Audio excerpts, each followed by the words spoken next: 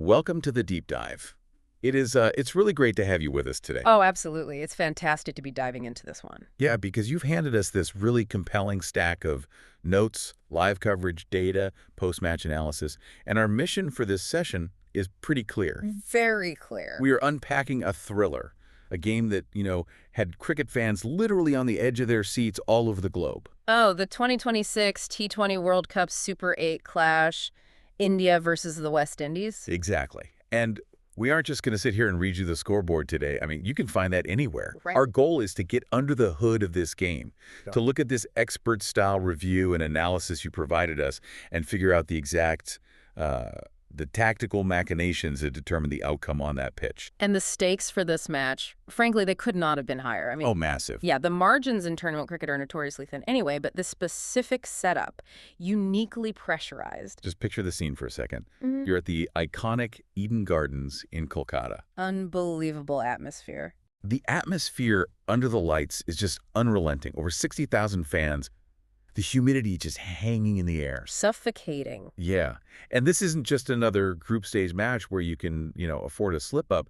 This is the Super 8s. Effectively a do-or-die virtual quarterfinal. Exactly.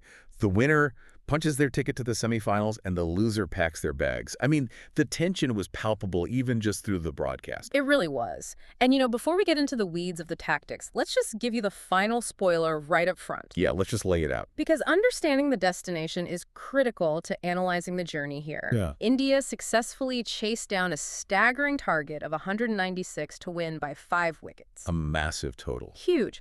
But what we really want to explore in this deep dive is how they did it. We want to move beyond that final score and reveal the intricate, almost chess-like tactical battle that was taking place beneath the surface of all those boundaries and crucial wickets. Okay, let's unpack this. Because to really appreciate the magnitude of that win, we have to look at the backdrop first. Right, the context. We have to examine the historical context these two teams brought onto the field. The data you shared highlights a really fascinating historical tension here. It does. If you look at overall T20 internationals, India boasts a dominant record. They have more wins against the West Indies overall. And this is the big but. Right. The West Indies actually hold a better head-to-head record, specifically in T20 World Cups. Yes. And that is a critical piece of the puzzle. You have to understand, the World Cup is an entirely different beast compared to a bilateral series. Oh, absolutely. You aren't just playing the 11 players on the opposing side, right? You are playing the ghosts of tournaments past. The West Indies have historically just found a different gear on this specific stage. They really do. Yeah. And for India, they weren't just carrying that historical baggage. They were carrying an immediate, really heavy psychological weight, too. Yeah, the South Africa match? Exactly. The analysis notes that India was coming into this match off the back of a really tough loss to South Africa. So the pressure wasn't just external from the fans or the media, it was internal. They knew they had to bounce back immediately. In a knockout scenario, against a team that historically has their number when the trophy's on the line, I mean, that is a monumental amount of pressure to shoulder before a ball is even bowled. It's staggering. And it all culminated right at the very beginning of the match, the toss. Indian captain Surya Kumar Yadav wins the toss, and he makes the definitive decision to bowl first. Committing his team to chase a target. Right. Now, what's fascinating here is the why behind that decision from the captain. Because it wasn't just a coin flip preference. Not at all. It was a highly calculated read of the environment. You really have to factor in the specific conditions at Eden Gardens in late March. Which are quite unique. Very. First, it is historically a pristine batting surface. I mean, the ball just comes onto the bat nicely, you get true bounce, and the outfield is lightning fast. But the real deciding factor here is the application of the dew factor. Yeah, Eden Gardens is totally notorious for heavy dew under the lights, which meant Surya Kumar Yadav knew exactly what would happen to the West Indies bowler's grip in the second innings. Precisely. It fundamentally alters the geometry of the game. How so? Well, when that moisture settles, the ball gets heavy and slick. For a fast bowler trying to nail, say, a block hole Yorker in the 18th over, a wet ball means you miss your length by maybe 2 inches. And suddenly it becomes a juicy half volley. Exactly. It gets sent into the stands, and for the spinners, it's even worse. The revolutions on the ball drop significantly because you just can't get the friction on the seam. Just skids on. Skids right on, making it a paradise for the team chasing. Yadav knew that defending a total in those second innings conditions would be a severe statistical disadvantage. So he bet that the pitch dynamics would heavily favor his batters later in the night. Which is a calculated gamble, right? Because it also means you hand the first strike to the West Indies. You allow them to dictate the initial pace of the game. And they certainly took advantage of it. They really did. Let's look at the target they set. The West Indies came out with just undeniable intent, posting a highly competitive 195 for 4. Which is massive in a knockout. We're talking almost 10 runs and over right from the get-go. The post-match analysis highlights the clear, aggressive stroke play from the West Indies side. It specifically mentions Shimron Hetmyer and the senior batters. They didn't bother feeling out the pitch. No, they wanted to bat India out of the game in the first 15 overs. And they executed that aggressive blueprint brilliantly for long stretches. Setting 195 in a knockout game is essentially trying to build a scoreboard pressure so immense that it negates the do factor entirely. Like if we score 220, the do doesn't matter. Exactly. Hetmyer was clearing the ropes with that trademark power, hitting through the line, putting the Indian spinners under immediate duress. But here is the critical nuance. As formidable as 195 is, India's bowling fightback in the middle phases is what prevented that score from ballooning to 210 or 220, which, let's face it, would have been mathematically suffocating. I want to push back on that slightly, though, because a score of 195 is still a massive total to concede. Yeah. Were the Indian bowlers actually that disciplined in the middle overs? Or did the West Indies batters just kind of run out of steam from their own aggressive exertion? It was undeniably the bowling execution rather than batter fatigue. Do you think so? Oh, definitely. When you look at the middle over data, the discipline was phenomenal. The breakdown specifically highlights Jasprit Bumrah's spell as the glaring anomaly that kept the West Indies tethered. Right. He was the one providing those crucial breakthroughs exactly when the batters were threatening to completely run away with the run rate. Because Bumrah wasn't just bowling fast. No, he was utilizing wide Yorkers, taking the pace off the ball brilliantly, and really forcing the West Indies batters to manufacture their own power from difficult lengths. And the analysis points out it wasn't solely the pace attack holding the line either. The notes bring up Varun Chakravarthi's vital spell. Yes, and this is where the venue characteristics come back into play. We mentioned Eden Gardens is batting friendly, but occasionally, depending on the exact strip being used, it can offer some bite for the slower bowlers. If they hit the right areas. Exactly. Chakravarthi capitalized on exactly that. He provided vital spin control. Wow, the West Indies batters were just trying to muscle the ball into the stands. Right. He was altering his trajectory. He used flight, pace variation, subtle use of the crease to keep the batters guessing. He wasn't just bowling flat darts out there. He was making them reach for the ball. Yes, which tied them down significantly. The data pinpoints a very specific turning point in this first innings, too. It wasn't merely about keeping the economy rate manageable. It was about surgical, targeted strikes. The key wickets. India managed to secure the critical wickets of Roston Chase and Shimron Hetmyer. The notes emphasize that taking down those two specific players was exactly what successfully stemmed the West Indian momentum. Because Chase was playing the anchor accelerator role. Right, and Hetmyer was the pure muscle. Exactly.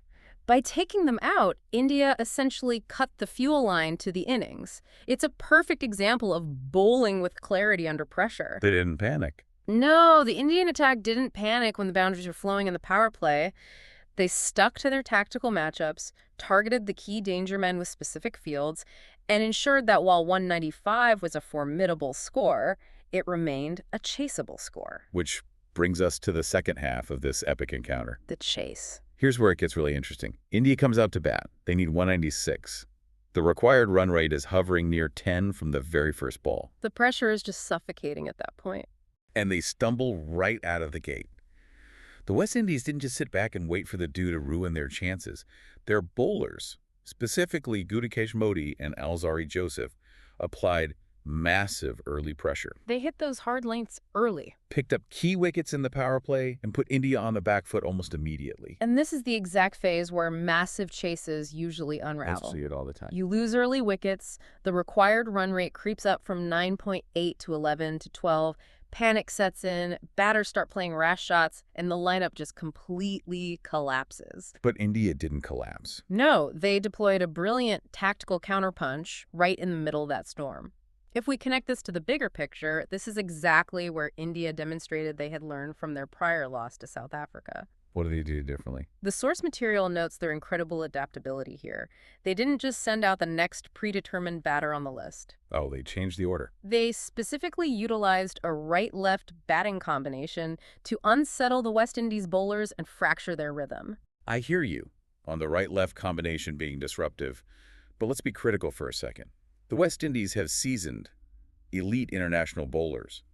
Shouldn't players of Modi and Joseph's caliber be experienced enough to adjust their lines to a left-hander without their entire game plan completely falling apart? It's a fair question, really it is, but I think it underestimates the compounding mental fatigue of T20 cricket, especially in a knockout match. The mental load. Right. It isn't just about the bowler changing their line from off stump to leg stump. It's the cognitive load on the entire fielding unit. Every time they rotate the strike. Every time the batters rotate the strike with a single, the captain has to readjust the fielding angles. The third man comes up, the fine leg drops back. The bowler has to recalibrate their release point and their length. And in T20, the margins are so small. Measured in millimeters. If a bowler is forced to constantly shift their mental geometry ball after ball, the statistical likelihood of them missing their execution. Bowling a fraction too full or too wide. Exactly. It skyrockets. India used that constant rotation to force those minute errors.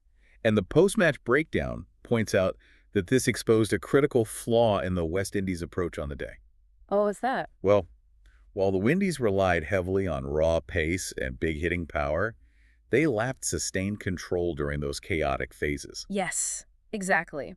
When the pressure was reversed, particularly heading into the death overs, when India's batters began their calculated acceleration, the West Indies bowlers failed to contain them. They couldn't execute. They couldn't execute the Yorkers or the disguised slower balls with the same unrelenting discipline that Bumrah showcased earlier. They had the raw tools, but the tactical execution wavered when the right-left combo kept forcing them to rethink on the fly. And speaking of that late acceleration, we have to talk about the undisputed hero of this chase. Oh, we definitely do. We've talked about the toss, the pitch conditions, the fielding angles, but at the end of the day, someone has to stand in the middle and actually hit the ball over the ropes when the required rate hits 12 and over. Someone has to swing it. And that someone was Sanju Samson. If you want to talk about stepping up when the stakes are at their absolute zenith, look at this final stat line from the data. It's incredible. Sanju Samson played an unbeaten innings of 97 runs off just 50 balls. It is genuinely hard to overstate the magnitude of that achievement. Almost a century. The notes highlight that this isn't just a great knock, it is a historic one. That 97 not out is officially the highest individual score by an Indian in a T20 World Cup chase. Wow. To pull that off in a virtual quarterfinal, walking to the crease after early wickets have fallen against an opponent that historically torments your team in this tournament. It's the very definition of a clutch performance. Exactly. Almost a strike rate of 200 in a high-pressure chase. But the review makes sure to contextualize this, too. He didn't do it in a vacuum. You don't chase down 196 entirely alone. No, you need a partner. Right. Suryakumar Yadav, the captain who made the bold call at the toss, stepped up with the bat to provide vital stability. The anchor. Yeah. While Samson was constructing this explosive anchor role, Yadav ensured the other end was secure, stopping the fall of wickets and keeping the scoreboard ticking. That partnership was the absolute bedrock of the victory. They absorbed the initial shock of the early wickets and rebuilt the foundation. And the analysts use a very specific word to describe Samson's performance. A masterclass. A masterclass. And I think it's vital we break down why it was masterclass. Let's do it. Because it wasn't just adrenaline-fueled slogging. The review emphasizes his mastery under pressure. He blended immense aggression with deep tactical patience. Which sounds incredibly counterintuitive. It does, right. Tactical patience in a T20 match when you need nearly 2 runs every ball. How does a batter actually execute patience when the math is screaming at them to swing hard? That is exactly what separates elite players from the rest. Tactical patience in this context means calculating the risks with absolute precision. Okay. Samson knew the required rate was climbing, but he also knew the dew was setting in heavier with every over. Making the ball harder to grip for the West Indies' death bowlers. Exactly. Patience meant knowing exactly which matchups to exploit, waiting for the right bowler, the right length, and knowing which deliveries to merely respect and rotate the strike on. So he didn't just panic and try to hit every ball for 6. No. He and Yadav stabilized the middle phase, and then Samson unleashed a highly calculated assault in the final 5 overs. Precisely when the West Indies bowlers lost their grip in their lengths. He essentially weaponized the environment against them. So what does this all mean? We've got India pulling off a record-breaking chase in the heavy air of Eden Gardens. They conquer their historical bogey team. They seamlessly overcome the psychological trauma of the South Africa loss, and they book a ticket to the semifinals. It signifies a massive shift in the tectonic plates of the tournament. The momentum, the narrative, the confidence, it all firmly shifts to India now. They've proven themselves. They're heading into a high-profile semifinal, knowing that their batting depth is a decisive, proven factor. They demonstrated they don't just rely on a fiery start from their openers. Their middle order delivered. Middle order has the tactical acumen and the sheer skill to win a knockout game from a seemingly precarious position. And conversely, the West Indies are heading home. Yeah, and they will be left to rue those missed opportunities. They'll look back at those crucial middle and def phases where they just couldn't maintain control of their lengths. Knowing they had put enough runs on the board to win if their execution had held up. It's a tough pill to swallow. The legacy of this match is undeniable, though. The analysis sums it up perfectly. It was a thrilling, high-pressure contest that India ultimately edged through superior adaptability and clinical tactical patience. Without a doubt. And Sanju Samson's unbeaten 97 is destined to be remembered as one of the best T20 World Cup chase performances in modern cricket history. It's the kind of innings that coaches will use as a blueprint for constructing a chase under pressure. You know, this raises an important question. Oh, We've spent this session analyzing how India used precise tactical adjustments to secure the win. They mapped out the do factor mathematically.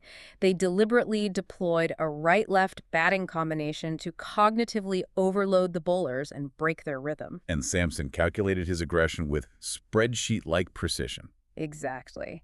All of this ultimately dismantled the West Indies strategy, which seemed far more reliant on raw, traditional big-hitting power and instinctual play. Right. Given all that, are we seeing the end of instinctive T20 cricket? That's a huge question. In these high-stakes knockout games, has the sport evolved to a point where the team with the superior data, the better matchups, and the ruthless adaptability will always, inevitably, crush traditional flair-based cricket? That is a phenomenal thought to leave you with today. Does the spreadsheet always beat the swagger when the knockout trophy is on the line? It's a fascinating evolution. It really is, and it's something for you to ponder long after we sign off. Thanks so much for bringing us this detailed coverage and these analytical notes. This was an incredibly engaging deep dive to take with you. A real pleasure. Until next time, keep exploring the tactical layers of the things you love, keep questioning the surface-level narratives, and we'll catch you on the next deep dive.